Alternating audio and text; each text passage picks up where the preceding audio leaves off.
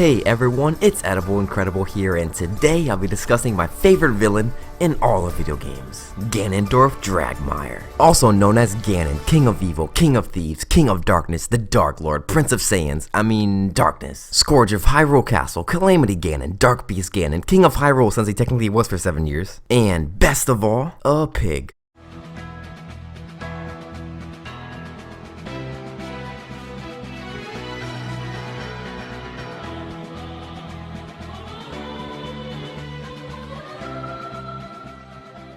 To start off, let's head to where it all began, to the first game in the Zelda timeline, Skyward Sword. Ages ago, a demon army, presumably led by Demise himself, crept out from inside the earth, issuing death to anyone in their way, searching for the one and only Triforce. Noticing the rapid decline in population, the goddess crafted Skyloft and ascended the surviving humans skyward. She then battled the evil forces and stealed them away until one day Demise broke free once more, due to his servant Girahim exorcising the soul out of the goddess's human form, Zelda. Link slashes his Wii remote through hordes of enemies, concluding in front of Girahim. For a final time, they duke it out. Link outlasts him, but not in time as the resurrection is completed.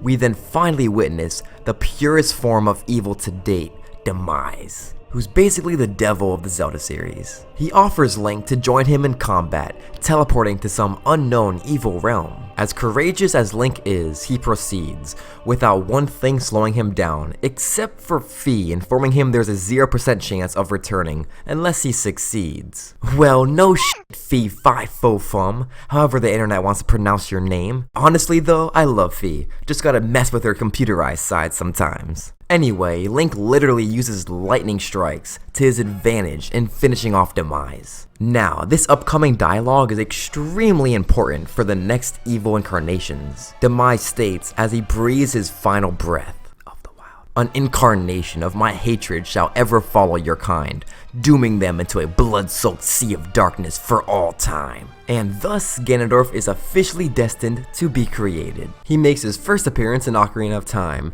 the King of Thieves, hailing from his home of the Gerudo Desert. He deceivingly swears allegiance to the King of Hyrule, creates havoc among 3 prosperous races, and finally gains access to the Sacred Realm by simply following Link. This is where he embodies his destiny and becomes the King of Evil by achieving the Triforce of Power. After 7 long years of playing the organ, the hero of time finally shows up at his doorstep. Ready to seek revenge, the battle to decide what happens as Hyrule's future commences as they whip out their tennis rackets. Then the hero of time dies. No, seriously, he does in the Downfall timeline, which I'll begin now. Due to the surprising fall of the hero, Ganondorf is able to obtain all 3 pieces of the Triforce. His power grew freakishly fast as he transformed into the Demon King. Luckily for Hyrule, the 7 sages were still prepared for the worst. They were able to seal Ganon in the Sacred Realm. With the knowledge of this realm now known to the public, conflict began to rise. Many set out on entering it, and the ones that did never returned, due to Ganon's evil heart transforming the realm into the Dark World. Following these events, the King of Hyrule ordered the 7 sages to seal the entrance to the Sacred Realm. They did just that. Peace returned to Hyrule, but not for long, as a priest appeared seeking to break the seal on the Sacred Realm, by the name of Agathim. He slaughtered the King of Hyrule, captured Princess Zelda, and sent the 7 maidens, who were related to the 7 sages, to the Dark World. This reopened the way to the land once known as the Sacred Realm. Link confronted Agathim, but was seconds late as he witnessed Zelda being teleported to the Dark World. He cornered Agathim, but was also pulled into the Dark World. Link rescued the 7 maidens and finally brought the evil priest to his demise, who actually originated from Ganon himself. Then it was time for Link to avenge the hero of time and battle the Ganon. With the power of the Triforce, Ganon was in the form of a giant demonic beast. But that wasn't enough this time as the hero succeeded. Later on, Link was transported to Holodrum and Libriana. The same Link that saved Hyrule now had to stop Twinrova from resurrecting Ganon in another world. This tale is known as Oracle of Ages and Seasons. He confronted the Twin Witches before they could complete the ceremony to rightfully resurrect Ganon. Because of this, they sacrificed themselves to bring him back, but since the ceremony wasn't complete, he returned without any intelligence. Link destroyed Ganon and brought peace to Holodrum and Libriana. This hero then boarded a ship to journey to his next quest. But since this video isn't about the evolution of the hero, I'll be skipping to the next Zelda game that involves Ganon. And that's the original Zelda. I know, I skipped A Link Between Worlds, but since I haven't beaten that game yet, and since we've already discussed Ganon in A Link to the Past, I felt it's better just to go straight to the original Zelda, since A Link Between Worlds is A Link to the Past's spiritual successor after all. I'm sorry, A Link Between Worlds fans. Many generations pass as we enter the era of decline. The Demon King Ganon was thought to be resurrected after many years. At least that's how Hyrule Storia puts it, so who knows how he really returned. Either way, he stole the Triforce of Power with a demon army. Zelda then divided the Triforce of Wisdom into 8 pieces, and hid them across the land. She then ordered Impa to find the courageous one. Definitely not Sidon. Ganon wasn't too happy that I just mentioned Sidon. Let's just keep going. So he captured the princess and sent his followers after Impa. Just as Impa got cornered by them, a new hero appeared and saved her. She explained what had happened and he set off on his quest to defeat Ganon. After traversing 8 dungeons and collecting the 8 Triforce pieces, he crushed the Demon King. However, Ganon's followers were still around, and needed to kill Link to sprinkle his blood over Ganon's ashes to resurrect him once more. 6 years later is where Zelda 2: The Adventure of Link begins. However, in this title, Ganon is nowhere to be found, other than in the game over screen, hinting at if Link really did die, Ganon would be resurrected by his worshippers. So that concludes the tale of Ganon throughout the Downfall timeline. 1 down, 2 to go. In order to start the child timeline, we first must return to the finale of Ocarina of Time. In an alternate reality, the hero of time defeats Ganondorf and the sages seal him inside the evil realm. I'm assuming this realm is more secure since they use it when things go smoothly. In the reality of Link failing, they interestingly resort to sealing him inside the sacred realm. Anyway, just wanted to point that out. After the sealing process, Zelda decided to give Link the chance to regain his lost childhood by sending him back 7 years. By doing so, she inadvertently created another alternate reality, the child timeline.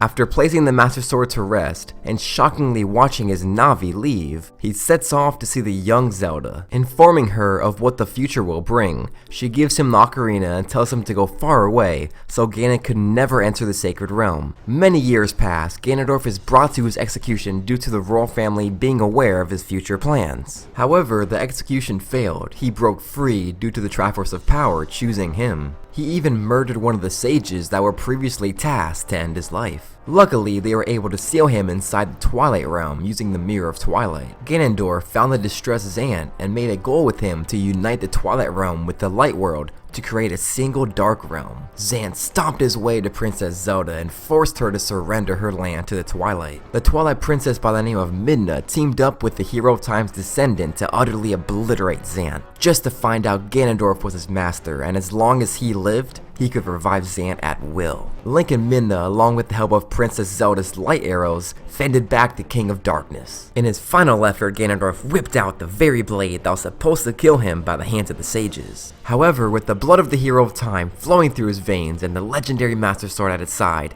he stabbed Ganon in the very spot the sages previously penetrated, in the center of his chest. Ganondorf somehow was still able to stand up, as if he couldn't bear to die lying down in front of the very race that attempted to execute him for no apparent reason, at least in his mind. This wasn't my favorite incarnation of Ganon, however, it's the most compelling death I've ever seen him take. Several hundred years later, the Gerudo tribe and the royal family were united once again. Like always, peace didn't last very long. A new Ganondorf was born. He entered an ancient pyramid and took the trident for himself. He then ventured into the forest and snagged the dark mirror from the Temple of Darkness, just to put Hyrule in despair. Using the power of the dark mirror, he also created Shadow Link to torment Hyrule. He then brought an ancient evil back to life, resurrecting the one and only Vaati. Once Ganondorf became aware of the new heroes, he used Vaati to turn the royal jewels into gateways to the Dark World. That way, monsters could easily make their way to Hyrule.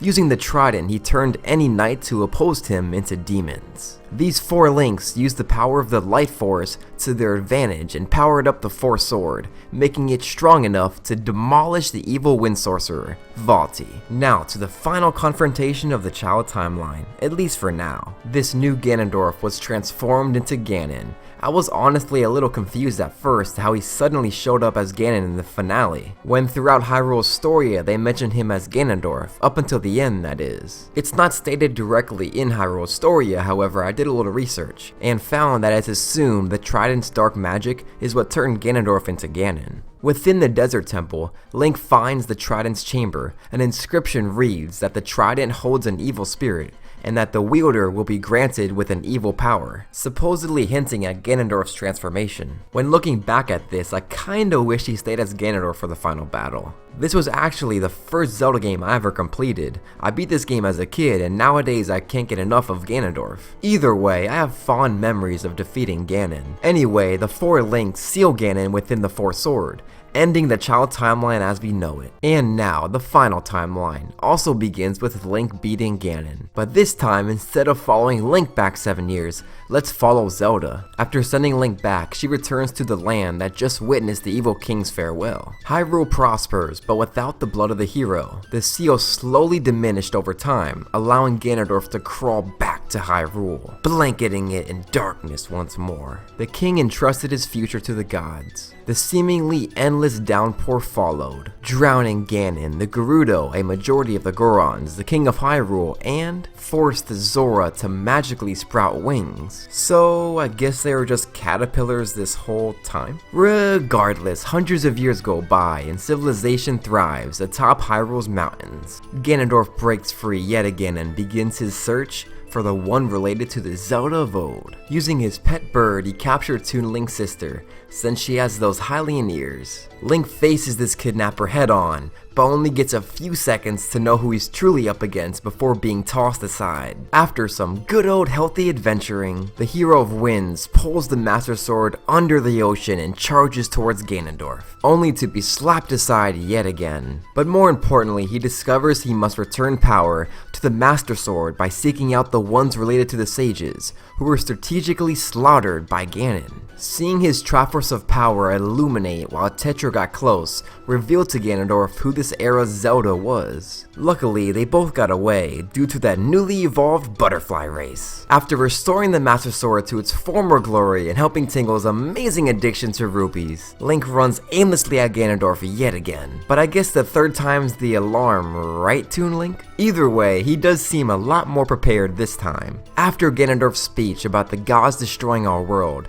Toon Link is able to fend off his 3 forms of Puppet Ganon. Then he mentions how you remind him of the hero of time, and challenges you to climb atop his tower to confront him. Ganondorf discusses how he even has some nostalgia for Ocarina of Time. Afterwards, he easily rips the Triforce of Courage from you that you spent your hard-earned rupees on. At long last, the Triforce comes together, but before he can return to 1998, the King of Hyrule makes his own wish for the future. Ganon furiously pulls out his 2 swords. The final battle to decide Hyrule's fate commences. Ganondorf quickly becomes too smart for any attack you throw at him, literally blocking or jumping away from every attack, which when you think about it, it's quite unique because usually versus Ganon, you build up damage on him and then he dies. But this time you have to deceive him. Zelda thinks up a genius plan of reflecting a light arrow off your mirror shield. Once achieved, he's stunned, and Toon Link, well, does the rest. The final 2 games of the adult timeline don't include Ganon.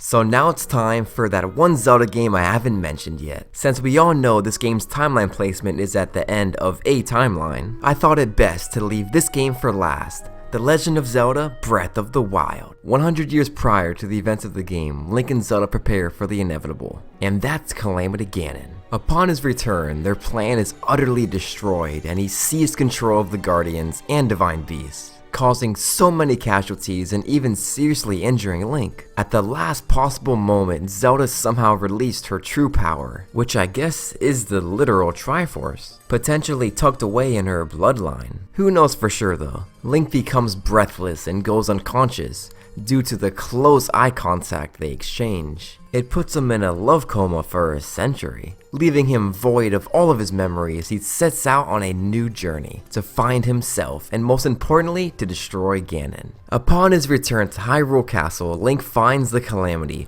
curled up in some type of egg. Once this monster hatches, the hero with the legendary Master Sword is able to obliterate him. forcing him to transform into Dark Beast Ganon, and apparently giving up on reincarnation. This phase was even easier for Link to handle, and thus Zelda appeared and finished him off. Peace was restored, and Zelda, who developed feelings for Link, asked him, "Do you really remember me?" "To be honest, girl, I don't remember shit." Well, that's my Evolution of Ganon video, everyone. Man, it feels really good to finally be finishing up a video again. It feels like it's been forever since my last upload, but I wanted to return with something that I really feel proud of. Anyway, to conclude things, I just want to say, even though I haven't been uploading lately, I've literally still been getting subscribers as if I've been uploading. It really means so much to me to know that I actually have this fan base that truly enjoys watching this stuff I put out. I really do love you guys, and well, here's to next time. Stay incredible. Peace!